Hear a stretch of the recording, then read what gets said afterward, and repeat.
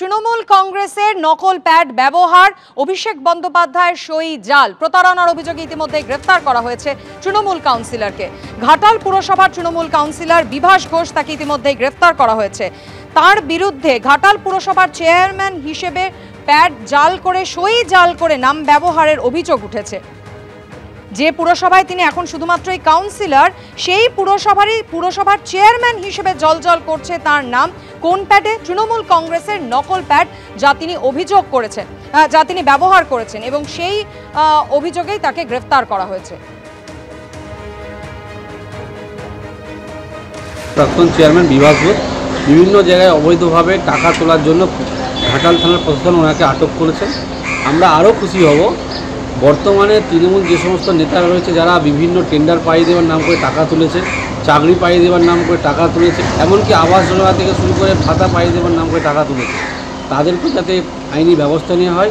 Bibhas Ghosh councillor, তৃণমূলের councillor, তাকে নিয়ে কিছু প্রশ্ন উঠেছে। আসলে উনি কয়েক মাস ধরে একটা নকল চিঠি নিয়ে নিজে চেয়ারম্যান হয়েছেন বলে দাবি করে যাচ্ছিলেন, অথচ আমাদের দলের কাছে কোনো খবর নেই। এটা অন্যায়। প্রশাসন এটা নিয়ে তদন্ত করছে, ওকে নিয়ে গেছে, এর বেশি কিছু নয়। পশ্চিম মেদিনীপুরের পুলিশ সুপার ধৃতিমান সরকার জানিয়েছেন, ধৃতের বিরুদ্ধে টাকা তোলার অভিযোগ রয়েছে। জেরায় অভিযুক্তের বক্তব্যে অসঙ্গতি থাকায় তাকে গ্রেফতার করা হয়েছে।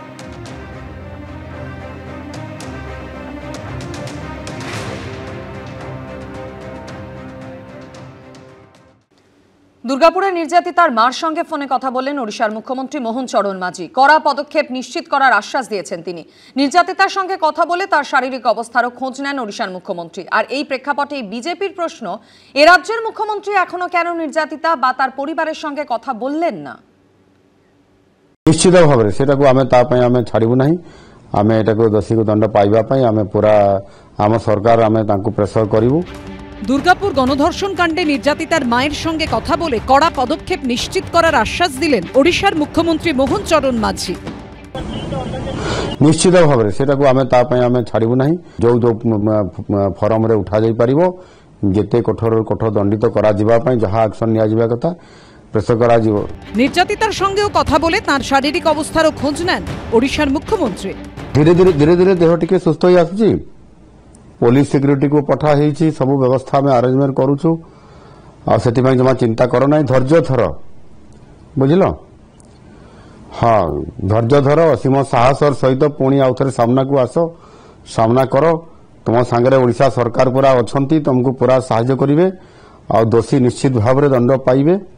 से संपूर्ण भाव में सब प्रकार व्यवस्था आम सरकार तरफ ओडिशा तरफ आम तार व्यवस्था करूँ।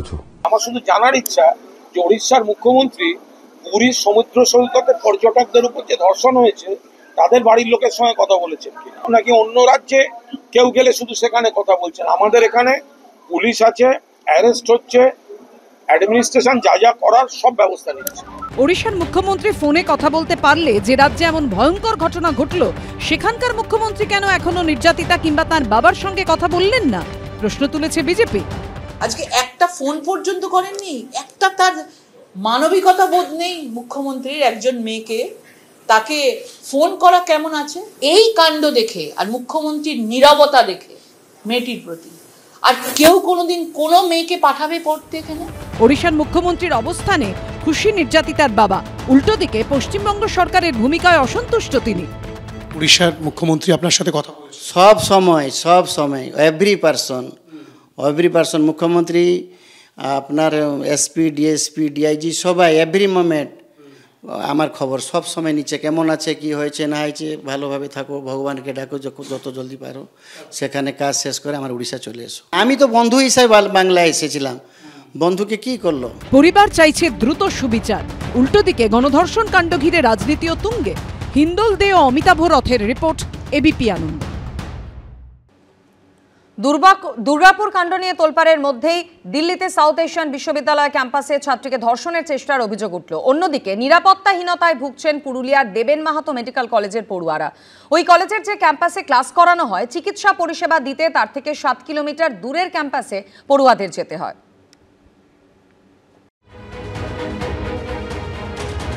দুর্গাপুরে ডাক্তারি পড়ুয়াকে গণধর্ষণের অভিযোগ ঘিরে পশ্চিমবঙ্গ তোলপাড়। প্রতিবাদে নিন্দায় তৃণমূলকে আক্রমণে সরব পশ্চিমবঙ্গ থেকে ওড়িশা বিজেপি। আর এরই মধ্যে দিল্লিতে অভিজাত শিক্ষা প্রতিষ্ঠান সাউথ এশিয়ান বিশ্ববিদ্যালয় ক্যাম্পাসে ইঞ্জিনিয়ারিং এর ছাত্রীকে ধর্ষণের চেষ্টার অভিযোগ উঠল। ভয়ঙ্কর এই অভিযোগ উঠেছে বিশ্ববিদ্যালয়েরই এক নিরাপত্তারক্ষী ও 2 ছাত্রের বিরুদ্ধে। সূত্রের খবর, রবিবার সন্ধ্যায় বিশ্ববিদ্যালয় ক্যাম্পাসে অডিটোরিয়ামের পাশ দিয়ে যাচ্ছিলেন ওই ছাত্রী। তখনই তাকে টেনে নিয়ে গিয়ে ধর্ষণের চেষ্টা করা হয় বলে অভিযোগ। এই ঘটনা সামনে আসতেই ক্যাম্পাসে নিরাপত্তার দাবি তুলে বিক্ষোভ দেখান পড়ুয়ারা।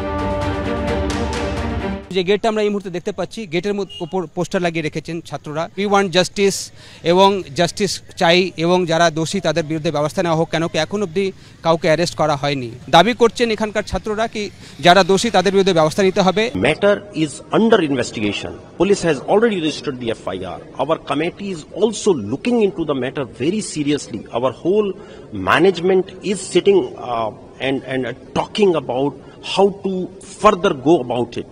So the minute we will come to know of the culprit in the incident, immediate action will be initiated. দিল্লিতে বর্তমানে বিজেপির সরকার, কিন্তু দিল্লি পুলিশ কেন্দ্রীয় স্বরাষ্ট্রমন্ত্রকের অন্তর্গত, যার মাথায় খোদ অমিত শাহ। আর তাই খোদ রাজধানীর বুকে বিশ্ববিদ্যালয়ের ক্যাম্পাসের মধ্যে এই ধরনের ভয়ঙ্কর অভিযোগ ওঠায় দিল্লির আইন শৃঙ্খলা পরিস্থিতি নিয়ে প্রশ্ন উঠেছে। অভিযুক্তদের এখনো শনাক্ত করা যায়নি, তাদের খোঁজে তল্লাশি চলছে। দিল্লির এই ঘটনাকেও আমি একই পংক্তিতে ফেলবো, এটা একটা সামাজিক ব্যাধির বহিঃপ্রকাশ, এবং এইটা নিয়ে রাজনীতির বদলে বলবো যে এই ঘটনার তদন্ত করে দোষীদের শাস্তি দেওয়া, একটা ডিটারেন্ট ব্যবস্থা, যাতে দোষীরা চিন্তা করে যে এরকম করলে আমাদের উপর শাস্তি হবে। দিল্লিতে যদি অত্যাচার হয় তাহলে দিল্লির মানুষরা নামবে, আজকে উত্তরপ্রদেশে যদি হয় তাহলে উত্তরপ্রদেশের মানুষরা নামবে। আমরা কিন্তু কখনো কন্ডেম করব না এই মানসিকতা কিন্তু আমাদের নেই। কিন্তু তফাৎটা কি জানেন, আজকে উড়িষ্যা বলুন, ইউপি বলুন, কি দিল্লি বলুন, এখানে ক্রাইম হলে না সেখানে শাস্তিটা হয়, সেখানে বাইপাস করার চেষ্টা দেখি না সরকারের তরফ থেকে। দিল্লি থেকে দুর্গাপুর, নারী নিরাপত্তা নিয়ে যখন বারবার প্রশ্ন উঠছে, নিরাপত্তাহীনতায় ভুগছেন পুরুলিয়ার দেবেন মাহাতো মেডিকেল কলেজের পড়ুয়ারা। এই কলেজের হাতোয়াড়া ক্যাম্পাসে ক্লাস হয়, এখানেই রয়েছে হস্টেল, কিন্তু মেডিসিন, সার্জারি, অর্থোপেডিক, এমার্জেন্সি সহ একাধিক বিভাগ রয়েছে পুরুলিয়া শহরের ক্যাম্পাসে। চিকিৎসা পরিষেবা দিতে সেখানেই যেতে হয় ইন্টার্ন চিকিৎসকদের।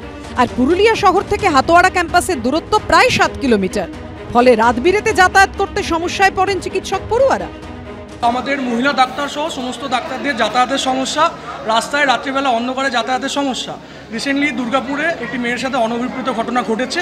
আমরা চাই না আমাদের এখানেও সেই ঘটনা ঘটুক, এবং সেই জন্য আমরা চাইছি মেডিসিন, সার্জারি, ENT, অর্থ সহ সমস্ত ডিপার্টমেন্ট সদর থেকে অবিলম্বে হাতোয়াড়াতে স্থানান্তরিত করা হোক। ক্যাম্পাস শিফট হওয়ার যে প্রসেসটা চলছে এখনো কমপ্লিট হয়নি। নিরাপত্তা বলতে যেটা গাড়ি আমাদের আছে 10:30 পর্যন্ত গাড়ি দেওয়া আছে, 10:30 পর্যন্ত, আর তারপরে রাতে মুভ করার দরকার হয় না। চিকিৎসার সব বিভাগ হাতোয়াড়া ক্যাম্পাসে স্থানান্তর ও পরিকাঠামো উন্নয়নের দাবিতে সোমবার থেকে কর্মবিরতিতে বসেছেন 94 জন ইন্টার্ন। বিজেন্দ্র সিংহ, সন্দীপ সমাদ্দার ও কৃষ্ণেন্দু অধিকারীর রিপোর্ট, এবিপি আনন্দ।